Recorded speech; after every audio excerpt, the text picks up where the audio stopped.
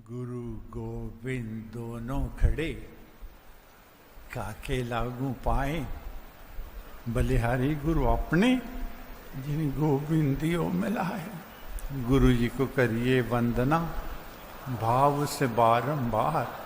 नाम सुनो का से किया जिसने भव से पार। नत है मेरे देव जी तब सम्मुख मम्मात। इसके ऊपर अब सदा रखियो मंगल हाथ। दोनों कर को जोड़कर मस्तक घुटने टेक।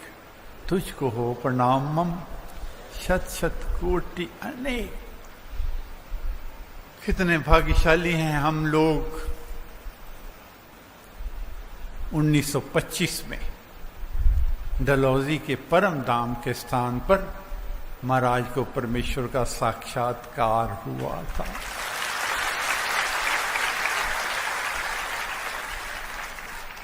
इससे अच्छी हमारे भाग्य उदय करने की और कौन सी बात हो सकती है। लोग पूछते हैं कि महाराज को परमेश्वर का साक्षात्कार हुआ, राम नाम की प्राप्ति हुई, लेकिन महाराज ने कुछ कहा, कुछ बताया कि भगवान का रंग कैसा है, भगवान का रूप कैसा है, कैसे हुआ, कैसे ये सब कुछ हुआ, कैसा था परमेश्वर और क्या शक्तियां मिली और क्या चेतना मिली। महाराज ने बताया नहीं। महाराज ने जो पहला श्लोक, पहला दोहा लिखा है परमेश्वर के साक्षात्कार के उपरांत कि अब मोहे राम नाम लो लागी। उदय हुआ शुभ भाग्य का बानु, भक्ति भवानी जागी। अब मोहे राम नाम लो लागी। मिट गए संशय भ्रम बारे, भ्रांति भूल भी भागी। अब मोहे राम नाम लो लागी। उदय हुआ शुभ भाग्य का बानु। मेरे भाग्य का सूर्य उस दिन, उसकी प्रातः काल थी, उस दिन उदय हुआ। किस दिन?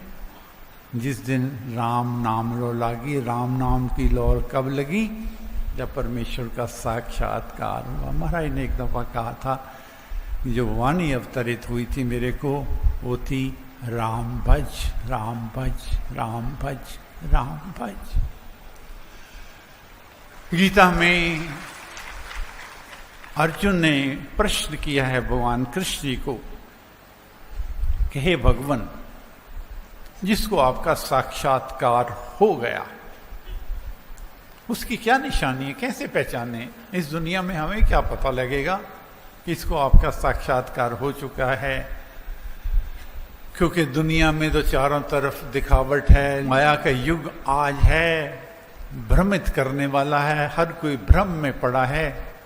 कैसे पहचाने कि परमेश्वर का साक्षात्कार उसको हो चुका है? उसके आंखों में कौन सा जादू है, उसके हाथों में कौन सा करिश्मा है, उसके पैरों में कौन से उपलब्धि है ऐसी जिससे पता लगे कि उसको परमेश्वर का साक्षात्कार हो चुका है। कौन सी रिद्धियां हैं, कौन सी सिद्धियां हैं उसके पास, तो कैसे पता लगे? तो भगवान कृष्ण ने कहा है, हे अर्जुन, जो भी मेरी तरफ आने के लिए पग उठाता है तो उसको मैं कोई ना कोई रिद्धि सिद्धि दे देता हूं। जो भी मेरी तरफ आने का प्रयत्न करता है उसको कोई ना कोई रिद्धि सिद्धि दे देता हूं। क्यों? ये बाधाएं हैं, ये प्रलोभन है मेरे दी हुए, जिससे वो उन्हीं प्रलोभनों में फंस जाए, भटक जाए, अटक जाए और दुनिया को रिझाने में, अपने आप को बहकाने में, भटकाने में और अपने आप भटकते हुए अपने साथ चलने वालों को भटकाने में वो भ्रमित हो जाए, मेरे तक पहुंचे ना। इसलिए मैंने ये चमत्कार, ये रिद्धियां और ये सिद्धियां उसको देने के लिए कोई ना कोई रखी हुई हैं। उसने कहा, महाराज अगर रिद्धियां सिद्धियां चमत्कार ये सब भ्रमित करने वाले आपके प्रलोभन हैं, तो फिर क्या निशानी है उसकी? तो भगवान कृष्ण ने कहा, जिसके भय और भ्रम जिसका मिट गया है, संशय छेदन हो गए हैं, उसको मेरा साक्षात्कार हो गया है। भय और भ्रम क्या है? भ्रम ये है कि हम इस देह को आत्मा समझे बैठे हैं, और भय ये है, हाय मेरी देह को कुछ ना हो जाए, मेरे को कुछ ना हो जाए, मेरे परिवार वालों को कुछ ना हो जाए, मेरे धन को कुछ ना हो जाए, मेरे जन को कुछ ना हो जाए, मेरी शोभा जो मेरे चारों तरफ शोहरत मिली है उसको कुछ ना हो जाए, मेरे इतने चेले बन जाएं वो ना कम हो जाएं। ये जो भय सताता है ये भ्रम की वजह से है। सबसे पहले भ्रम आता है, फिर भय आता है। लेकिन भ्रम भी हमारा परमेश्वर ने दिया हुआ है। कैसे?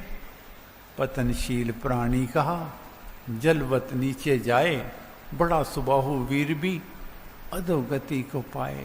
भ्रम का मतलब है हर वक्त भय रहना, हर वक्त डर रहना।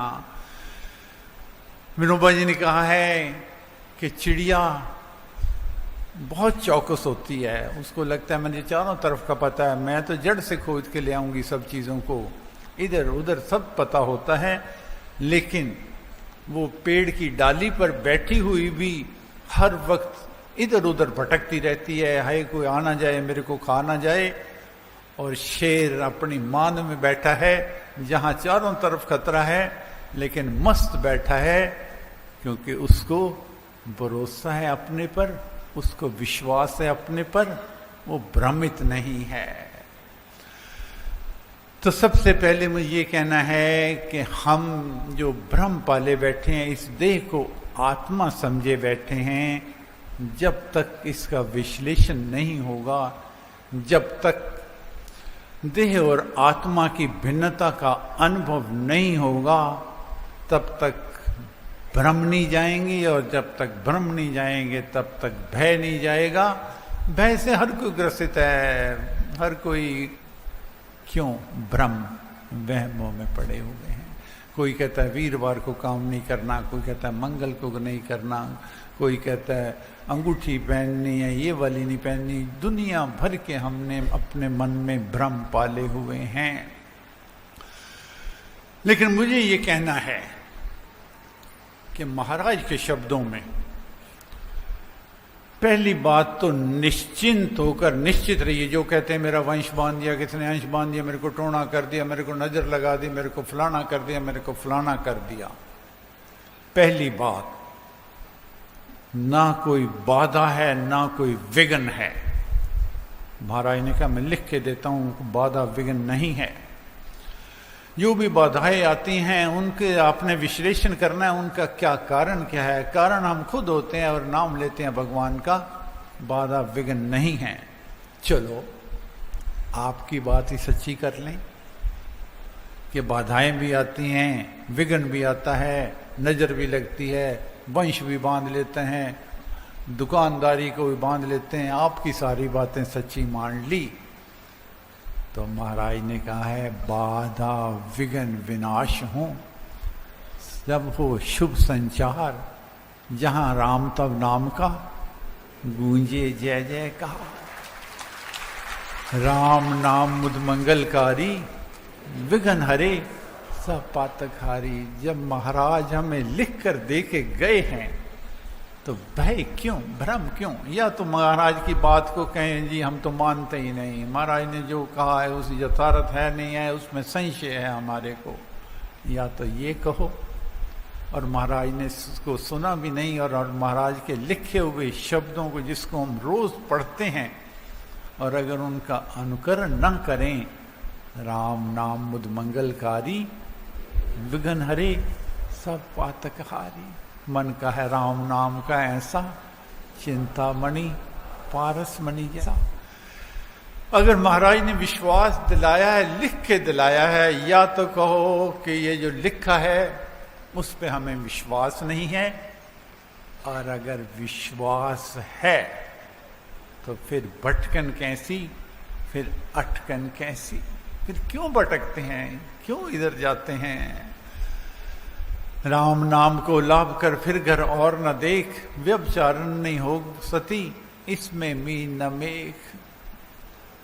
जब महाराज का दामन थामा है तो आज मुझे आपको ये महाराज का दिया हुआ संदेश आपको कहना है, क्योंकि एक बात मुझे कहनी है, याद रखना हमारे गुरु सतगुरु महाराज हैं, मालिक हमारे गुरुदेव हैं, मालिक हमारे महाराज हैं। और महाराज ये कहा करते थे कि मैं मालिक नहीं हूं, मैं मार्गदर्शक हूं। मालिक कौन है? परम गुरु जय जय राम। अपने मन में जो महाराज कहा करते थे उसका अनुसरण करना है, उसका अनुकरण करना है। और सबसे पहला अनुकरण तो यह है कि महाराज ने कहा है कि मन का है राम नाम का ऐसा, चिंतामणि पारसमणि जैसा। हम राम नाम का सिमरण भी करते रहें, भटकते भी रहें, इधर उधर जाते रहें, क्योंकि भक्ति तीन प्रकार की है। एक व्यापारिक भक्ति है, एक व्यवहारिक भक्ति है, एक आध्यात्मिक भक्ति है। व्यापारिक भक्ति क्या है? सौदेबाजी, मुझे क्या मिलेगा, मैं इतना जाप करूंगा मेरा फलाना काम हो जाएगा, एक हाथ से दो एक हाथ से लो, व्यापार है। पिता ही कहा करते थे किसी का नहीं हुआ तो भाई कभी स्वामी डूब भी जाती है, व्यापार ही कर रहे हो ना आप तो। और दूसरा है व्यवहारिक। व्यवहारिक है कामना का, इधर उधर अपनी शोहरत की कामना करनी, अपने धन की, अपने बल की कामना करते हुए उसका वर्णन करना, ये भी व्यवहारिक भक्ति है। जो संत लोग हैं वो कभी अपने ज्ञान का, अपने बल का, अपनी शक्ति का वर्णन नहीं करते, कभी नहीं करते। वर्णन अपने ध्यान का विघ्न करे गुणवान। जो अपने ध्यान का, अपनी दूसरी चीज़ों का वर्णन करता है, दूसरों को कई कहते हैं जी मेरे साथ ये चमत्कार हो गया, मेरे साथ ये चमत्कार हो गया। अरे भाई, चमत्कारों से तो हम भागते हैं। अगर हुआ है तो ये कहना है कि मेरे पर रहमत हो गई, मेरे पर कृपा हो गई, मेरे पर मेहर हो गई और उसका मैंने साक्षात प्रमाण पा लिया। वो रहमत है, वो चमत्कार नहीं है, वो उसकी परमेश्वर की अकारण कृपा है जो हो रही है। बहुत कम लोग होंगे जिन्होंने महाराज को देखा है। मेरे भाग्य थे बचपन में महाराज को देखा। महाराज ने कभी भी अपनी किसी भी शक्ति का, अपनी किसी भी रिद्धि का, अपनी किसी भी सिद्धि का बखान तो क्या, इशारा भी नहीं किया था, कभी नहीं किया था। कोई उनको मिलकर, उनको देखकर ये अंदाजा भी नहीं लगा सकता था कि महाराज के अंदर कितनी विद्वता और कितने ज्ञान का भंडार भरा हुआ। ये तो केवल उनके ग्रंथ देख के, उनकी रचनाओं को देख के आश्चर्य होता है, अचंभित होते हैं। क्या महाराज जिन दिनों में टाइपराइटर कुछ थे, कुछ नहीं थे, 600 सफ़े का भक्ति प्रकाश लिख दिया, 600 सफ़े की रामायण सार लिख दी, गीता उपनिषदों पर टीका, और सबसे महान ग्रंथ अमृतवाणी का महान ग्रंथ महाराज ने लिखा और कभी अपना बखान नहीं किया। तो मुझे ये इसलिए कहना है कि हमें ये नहीं सोचना कि क्या मिला है और क्या नहीं मिला। पहली बात तो उसको पाने के लिए केवल एक ही रास्ता है, ये खुली आंखों से, ये व्यवहारिक भक्ति से, व्यापारिक भक्ति से बात नहीं बनेगी। उसको बनाने के लिए घट में नाम मूर्ति धरिए, पूजा अंतर्मुख हो करिए, आंखें मूंद के सुनिए सितार, राम नाम सुमधुर झंकार। सखी सरलता साध ले और टेढ़ा पंदे छोड़, द्वार बाहरी बंद कर भीतर के पट खोल। घट को खाली कीजिए, काढ़ वासना दूर, सिमरन मोती डालकर फिर करिए भरपूर। उसको पाने के लिए अंतर्मुख होना पड़ेगा, अंदर की आंखें खोलनी पड़ेंगी। महाराज ने 1936 में इन्हीं दिनों में भीमगोडे के स्थान पर 5 अपने प्यारों को बुलाकर जो संकल्प दिलाया था, पिताजी ने बताया करते थे, उन 5 में से एक स्वामी रामानंद जी थे, एक स्वामी रामकृष्ण जी थे, एक पंडित वैश्वानंद जी थे, वैष्णवदास जी, एक पिताजी थे और 5वां नाम मुझे पूरी तरह याद नहीं है। तो महाराज ने कहा था कि जो अग्रणी हो, अग्रणी का मतलब आध्यात्मिक भक्ति में आगे जाने के लिए जिनके मन में भाव हो और जिनके मन में राम नाम के प्रचार और प्रसार का भाव हो, के चेतना जागृत हो। महाराज ने राम नाम के भक्तों का नहीं कहा था कि संख्या बढ़ा लो, राम नाम का प्रचार और प्रसार, नाम का प्रसार करना है। उनके लिए महाराज जी ने निर्देश दिए थे, उनमें पहला निर्देश ये था कि आज आपने संकल्प लेना है कि मैंने 20,000 जाप रोज का करना है। महाराज ने उस दिन संकल्प, पिताजी कहते हैं उस दिन संकल्प दिलाया था कि 20,000 राम नाम का जाप रोज करना है। और उसके लिए हम लोग हरिद्वार में जब बैठे हुए थे तो महाराज ने वैसे ही पूछा साधारणता कि माला पे कितनी दफा राम राम करते हो? तो किसी ने कहा मैं 8 दफा करता हूँ राम राम राम राम राम राम राम राम। किसी ने कहा मैं 7 दफा करता हूँ, पिताजी ने कहा था मैं 7 दफा करता हूँ राम राम राम राम राम राम राम। किसी ने 2 दफा, किसी ने 1 दफा कहा। तो महाराज कहने लगे भाई मैं तो 4 दफा करता हूँ राम राम राम राम राम राम राम राम। और लोग कहते हैं हम 20,000 जाप कर लेते हैं, घंटे का 25,000 कर लेते हैं, वो कच्चे नोट छापते हैं।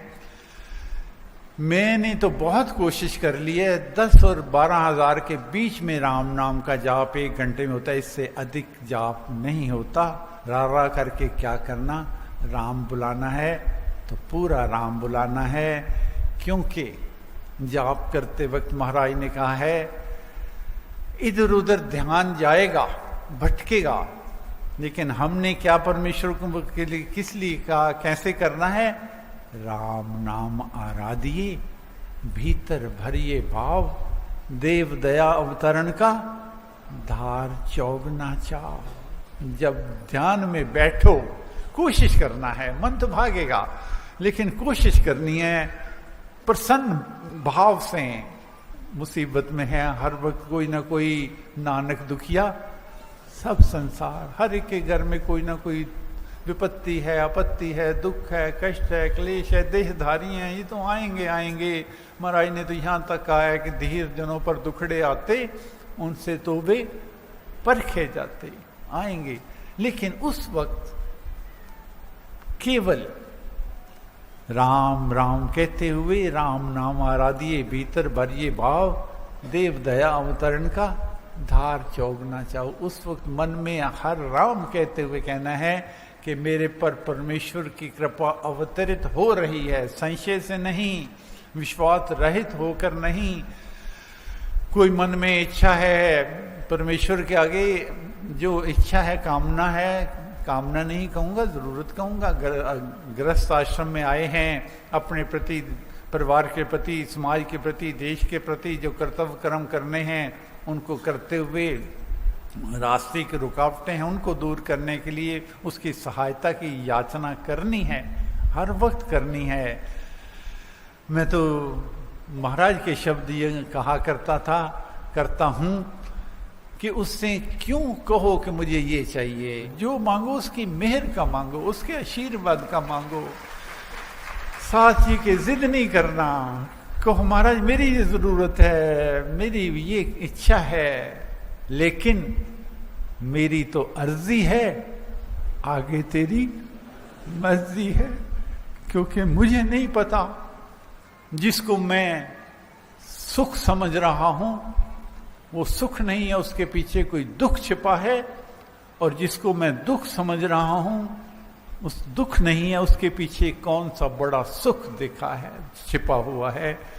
कई दफा भगवान काम बिगाड़ के कृपा करते हैं, कई दफा हमारी जो अर्जी है उसको ठुकरा के कृपा करते हैं। वो तो हमारी माँ है, वो तो हर हाल में कृपा करते हैं, करती रहेगी।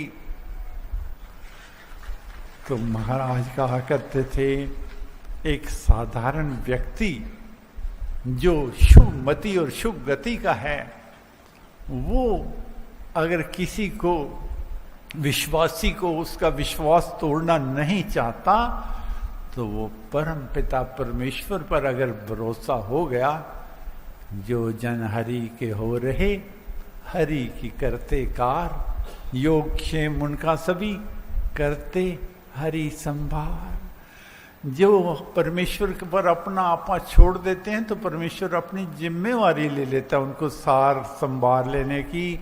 क्योंकि गीता में भगवान कृष्ण ने अर्जुन को कहा है कि जो अपने आप को सक्षम समझते हैं, बलवान समझते हैं, और उनको मैं कहता हूँ ये तो सक्षम है, अपना आप खुद कर लेंगे, उनका मैं ध्यान नहीं करता।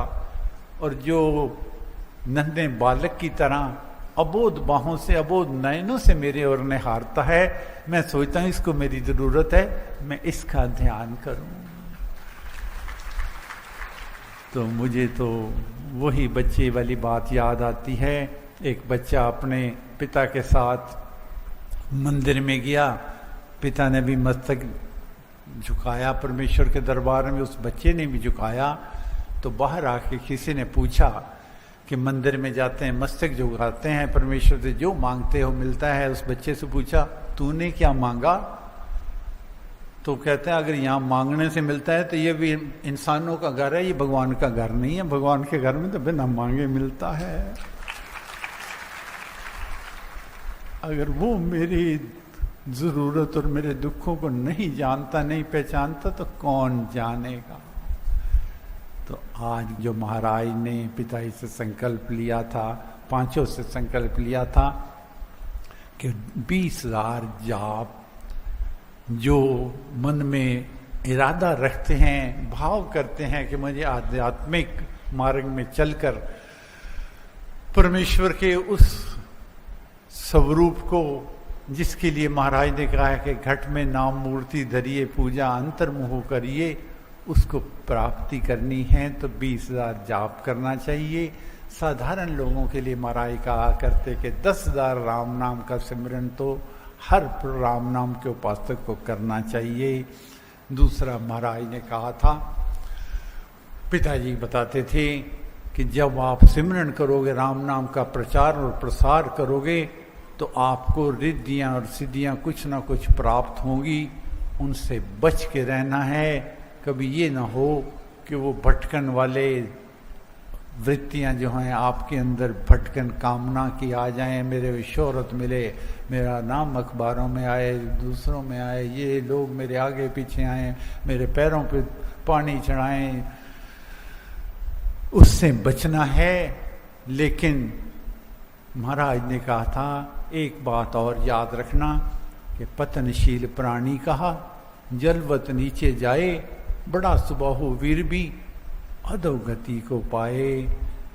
तो हमें महाराज से मांगना है कि अपने पथ पर आप चलाओ, पथ पतन नहीं पाऊं मैं इन चीज़ों से, इन कामनाओं से, मैं और मेरा जो है।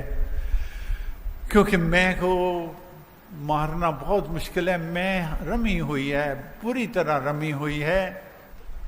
जो महाराज ने उस दोहे में लिखा है, मेरी मैं में तू बसे, यथा खीर में नीर, तेरे गुण मुझ में बसे, और मिटे जन्म की पीर। उसको मिटाना बड़ा कठिन है, लेकिन कोशिश करनी है, प्रार्थना करते रहेंगे, बार बार करते रहेंगे, तो एक दिन आएगा जब हमारे आध्यात्मिक उन्नति की ओर हम चलेंगे, और ये व्यावहारिक और व्यापारिक जिसके हम उलझे हुए हैं उससे दूर जाएंगे। मैं तो जैसे एक डाकिया होता है, डाक लेकर आता है, महाराज की डाक है, आप तक वितरित कर देता हूँ। महाराज कहा करते थे, जिस दिन डाकिया को मैं ऑर्डर लेकर आए किसी का, और वो सोच ले कि मैं दे रहा हूँ, जैसे वो पागल है अपनी नौकरी को जो है उसके छुटकारा होने वाला उसका, ऐसा ही वो भ्रमित है जो कहता है कि मैं कुछ दे रहा हूँ। तो हमारे गुरुदेव महाराज हैं और परम गुरु जय जय राम, मुझे भरोसा राम तू दे अपना अनमोल, रहूं मस्त निश्चिंत में, कभी न जाऊं।